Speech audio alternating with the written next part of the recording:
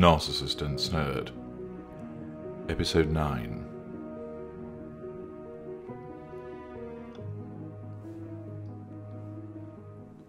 Wynne and Ashleigh had enjoyed a fantastic lunch at a country restaurant, about half an hour from the city.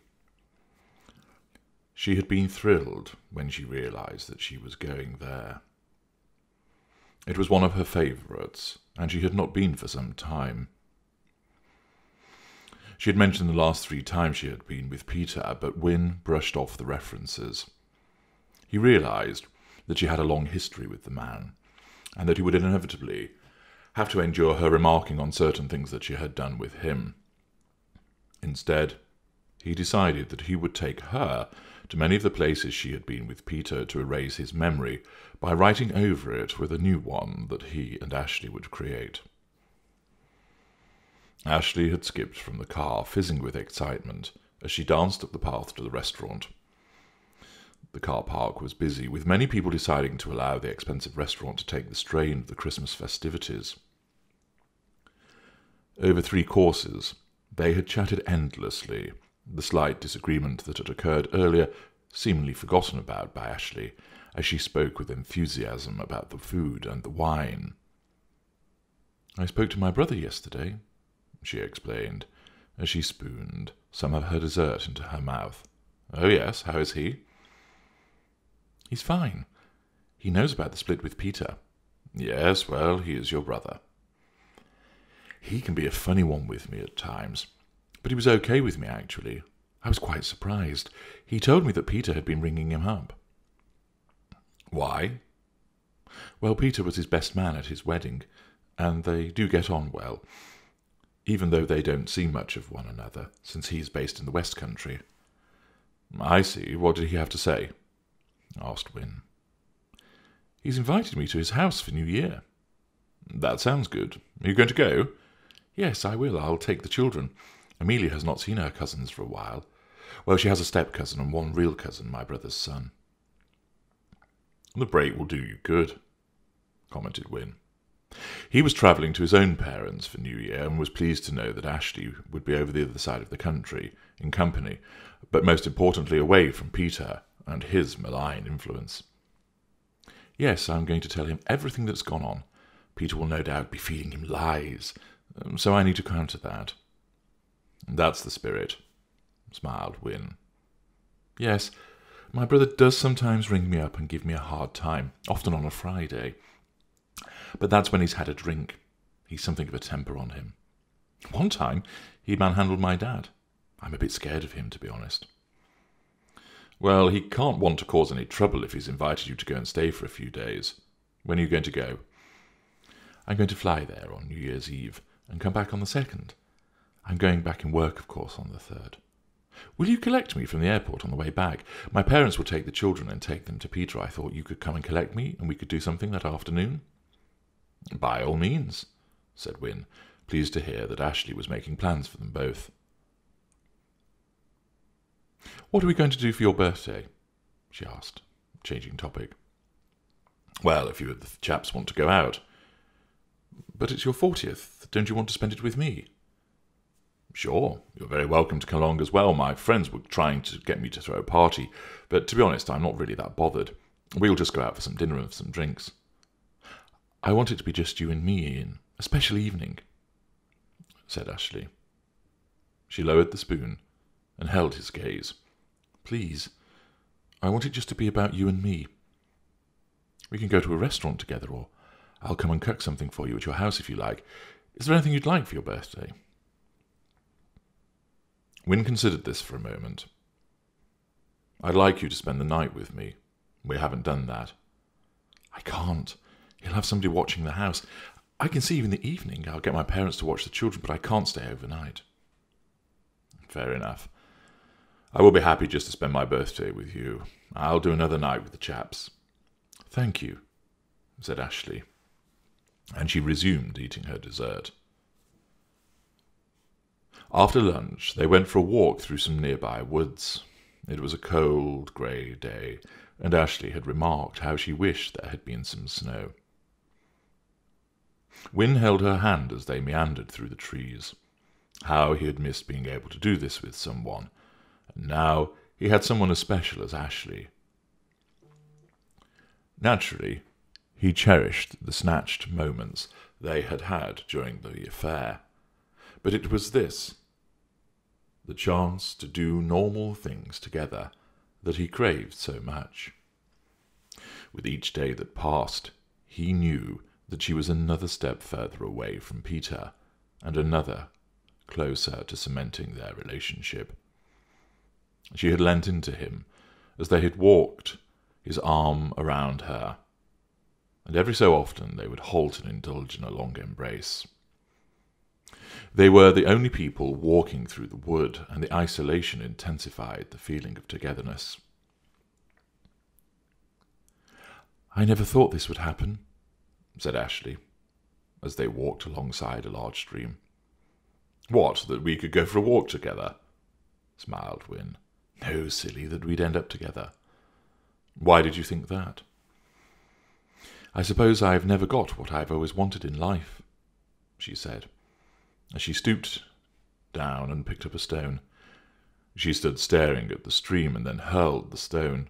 Wynne watched as it skimmed the stream, then jumped and skimmed it a second and a third time. "Yes, 3 skims," she declared.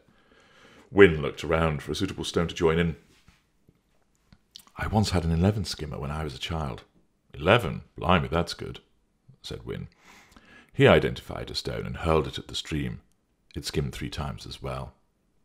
"Yes, I told my father. It happened when we were on holiday by the sea. He didn't believe me. They never believed what I told them. They always wanted to steal my limelight." Wynne walked over to Ashleigh and placed his arm about her. "I'm sorry to hear that. I think you're brilliant." "Really? How?" "You're beautiful." "I'm not. My nose is too big." "Don't be ridiculous. You are beautiful, clever, good at your job, a wonderful mother, and you know lots about so many different things." "I've always tried hard. I worked hard at school. I always competed with my best friend to see who could get the best exam results." "Who won?" asked Wynne. "Me, of course." "I shouldn't have needed to ask, really." "I deserved to do well, though. I was far cleverer than her. Amelia gets her academic ability from me, you know." "I take it she does well at school, then?" "Oh, yes, near the top of the class, and I'm sure she'll soon be top of the class. It's all down to me. I'm the one that helps her with homework and projects. Plus she's good at hockey and netball like I was." "Was Peter not good at sports?" "Not especially. He likes watching football, but he's not one for playing it. He did a bit of rugby at school. He went to private school." "Not really a surprise," admitted Wynne. "Not like you and me. We did it the hard way, even if you did the easy arts-based subjects." "Nonsense," laughed Wynne. And he grabbed Ashleigh about the middle and pulled her to him as they kissed once again. Later, they drove back towards the city after a delightful afternoon together. As they got closer, Wynne noticed that Ashleigh had fallen quiet, and her expression became nervous. "Is something the matter?" he asked. "I'm not looking forward to having to see Peter when he brings the children back." "What time is that?" 6:30. He's bound to have a go at me. Having the children makes him grumpy." "Seriously?" "Yes. He regards it as a chore." She pulled nervously at her necklace, and she looked to have turned white. "I feel sick, Ian. I'm dreading having to see him. I've had such a wonderful day with you, and I had forgotten all about the rubbish going on. Why can't we just live in the countryside, just me and you, and be done with all of this nonsense?" "Well, it sounds divine, but I'm afraid it doesn't work like that," admitted Wynne. "But it should. I should be allowed to live the life that I want. I'm sick of doing what everyone else wants. It's not fair." "Look, you have me now. You're in the house and Peter isn't. You said you're going to start the divorce proceedings in the new year. You're going to see your brother, and he sounds like he's on board with what has happened. Your friends are pleased you've split from him. It's all headed in the right direction." "Yes, you're right. But why do I feel like this?" "It's a reaction of years of treading on eggshells around him, I guess," suggested Wynne. "I'm no psychologist, but You become so used to trying to second-guess Peter's intentions, soothing his rages and generally making excuses for him, that you're automatically conditioned to expect to have to do it every time you see him. Yes, you're right. You know exactly what it is. God, he thinks he's clever, Ian, but he hasn't a patch on you. Glad you think so. The important thing to remember is that I will always be here for you. Will you? I hope so. I would die if you left me. I cannot envisage ever being without you. I will always be here, and I shall say your name with my dying breath, he replied. Well, I don't want that to happen for a very long time. We have a lot of wasted time to make up.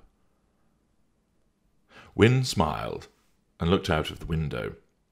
The sky was turning dark as evening neared, and the year crawled to its conclusion. It had been a difficult year, but the following one promised to be the best one that he had ever known. Wynne lay on his bed and glanced over at the clock on the wall. It was just after 2:30 in the afternoon. He felt irritated. They had planned a couple of hours in bed together, relishing one another's bodies and continuing the love-making that they had enjoyed the previous day on his birthday. After their afternoon together on Boxing Day, Ashleigh had dropped Wynne off and returned to Littleburn. They had spoken that evening, and pleasingly Peter had just dropped the children off at the appointed time, and he had gone without saying anything. He was not then due to see them until the 2nd of January.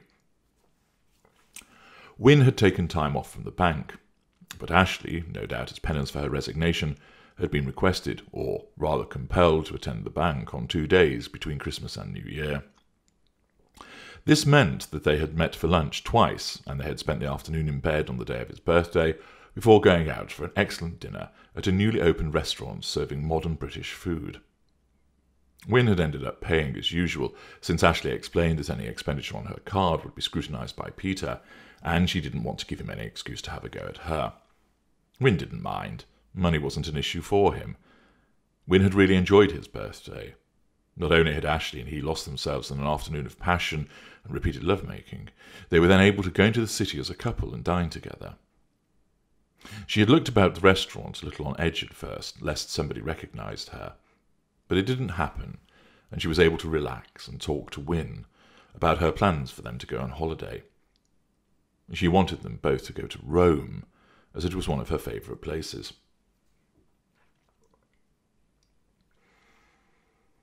Towards the end of the evening, Wynne had explained he was travelling to his parents the following day, as he would be staying there over New Year. Ashleigh had looked downcast, as she had complained that she would be without him before she flew to her brother's home. The eventual upshot of the conversation was that he would delay setting off to his parents' house, so they could make love for the last time for a few days. Ashleigh had explained that she was having lunch with one of the mums from Amelia's school indoor, but then she would drive up to see him. He had explained that this wasn't an issue, but he did have to be on the road by 4 o'clock, as he was due to go out with members of his family for dinner that evening, and it would be bad manner to keep him waiting. He had emphasised this to her, as he was fully aware of her poor punctuality. Wynne had established that since Ashleigh was lunching at around 12:30 p.m, she would be done in an hour, and would be with him by roughly 2 p.m, which would give them at least enough time to make love twice before he left. Now it was gone 2:30, and she still hadn't arrived. Surely she was nearly here. He laid waiting on his bed. He was useless at occupying himself whilst waiting for her to arrive. He always had this nagging fear that she might change her mind and not come. He couldn't place this fear on any rational basis, yet he felt it at the same time. Wynne wanted to call her and find out where she was, but he refrained from doing so. That was something that Peter would do. He was annoyed mainly because it meant less time together, and he loved the fact that they were now able to spend more time with one another, even if they had yet to tell the world that they were a couple. His phone began ringing at 2:45. It was Ashleigh. "Hello?" he answered. "Hi, how are you?" she asked. He could hear the roar of the BMW's engine in the background. "Okay," he answered a little flatly. I'm just leaving door now. Lunch went on a bit, she explained. You're only leaving door now, said Wynne. His voice was raised in surprise at this, although it was far from a shout.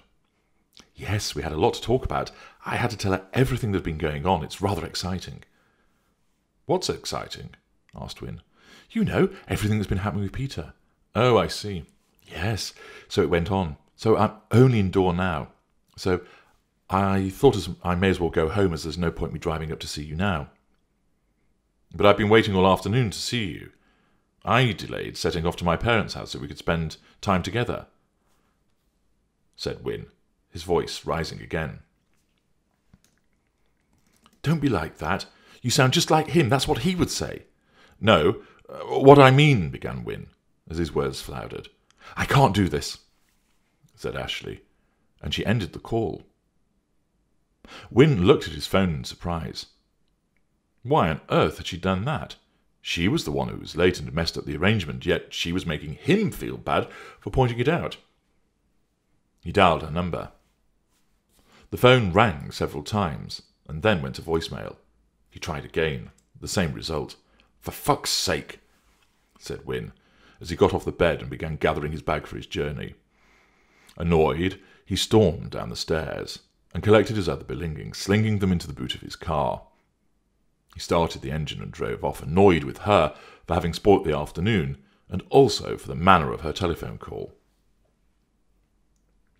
About half an hour into his journey, he pulled over into a parking spot and rang her number again.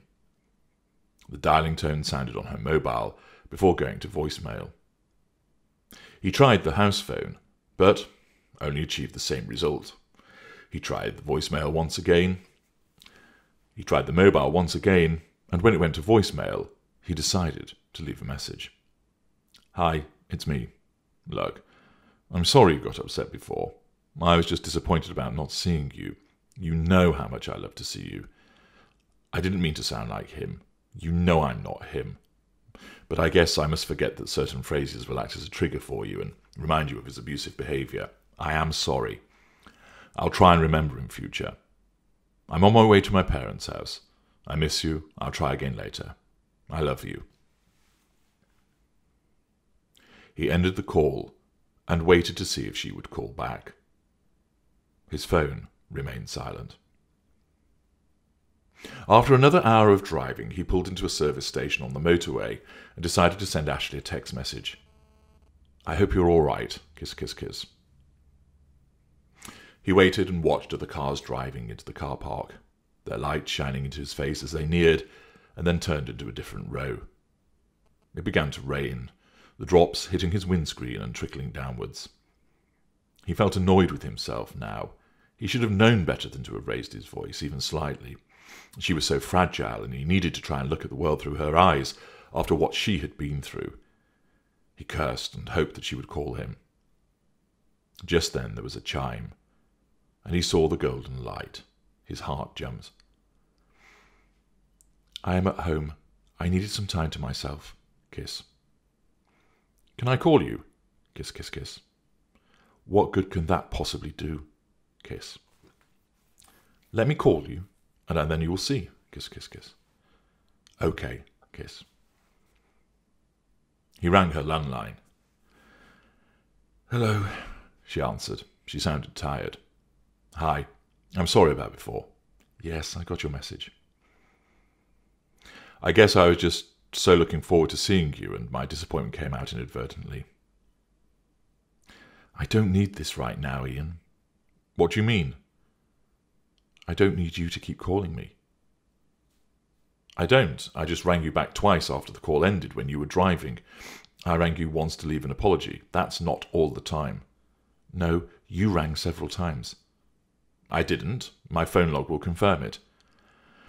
I'm not going to argue with you. I went for some lunch with a friend, and then you start hassling me because I was late for seeing you. I don't belong to you, you know. Ashleigh, I didn't start hassling you. I didn't even ring you to find out why you were running late. I am conscious that that's the type of thing that Peter does, so I won't do it. I'll admit, I was a bit cheesed off that you were running late, but only because I wanted to be with you. Well, I don't need this pressure now, Ian. I'm on my own having to look after 2 kids. You're not on your own. You've got me. No, I am on my own. I have to deal with Peter, run this house, and look after 2 children. Alone. Ashleigh, you're not making any sense. We are together now. You have me to support you, said Wynne. I can't deal with you pressuring me, though. It isn't healthy. I'm not pressuring you. How on earth am I pressuring you? The calls and the text always wanting to see me. You want to see me too. You love the text and the fact that we speak often, said Wynne. It's too much for me right now. I just need to be alone. What do you mean? Asked Wynne. He didn't like the direction of the conversation. What do you think it means? I'm tired. I just want some time to myself. Everyone wants me all of the time. If it's not you, it's my parents, then my friends, then work, then the children, even Peter. How does Peter want part of you? He's gone, said Wynne. Oh, he will still want me, of course he will.